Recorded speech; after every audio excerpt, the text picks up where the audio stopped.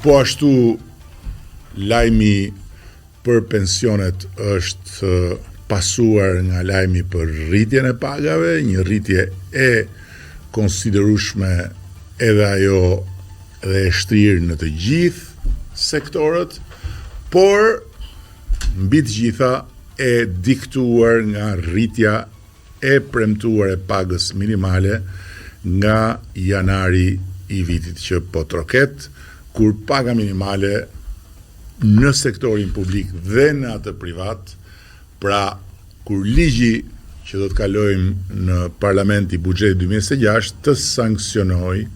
se në Republikën e Shqipërisë nuk do të ketë asnjë pagë nën 500 euro. Një tjetër lajm i mirë i javës ka qenë lajmi për hapjen e grup kapitullit fundit për negociatat me Bashkimin Evropian në 17 nëntor. Një moment absolutisht i shumëpritur, por edhe historik në kuptimin që me këtë grup kapitull hapen përfundimisht të gjithë kapitullet e negociatave në një kohë rekord prej 12 muajsh, një shpejtësi unike në procesin e të gjitha integrimeve të mëparshme europiane. Asgjë pra nuk na ndal dhe kemi kapërcyer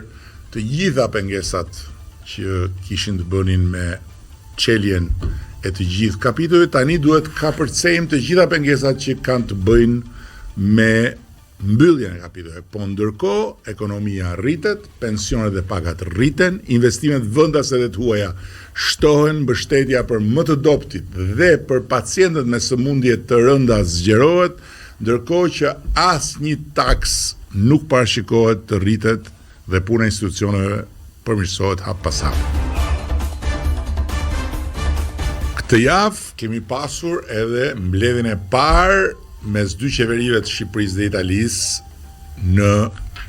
historinë tonë, një ditë absolutisht e veçantë në të gjithë historinë e marrëdhënieve ndërkombëtare të vendit tonë, në një Shqipëri dhe për një Shqipëri që sot gjendet në një stad si kur më parë për sa i përket dinjitetit dhe respektit ndërkombëtar. Mbledhja e përbashkët, një format i mirënjohur për publikun shqiptar, fal mbledhjeve të përbashkëta mes qeverive të Shqipërisë dhe të Kosovës apo të Shqipërisë dhe të Maqedonisë Veriut, ishte një moment shumë i rëndësishëm i thellimit të bashkëpunimit strategjik me Italinë, ku u materializuan 16 marrëveshje të reja, të cilat janë të lidhura me një volum të konsiderueshëm financimesh, projektesh dhe punësh të përbashkëta.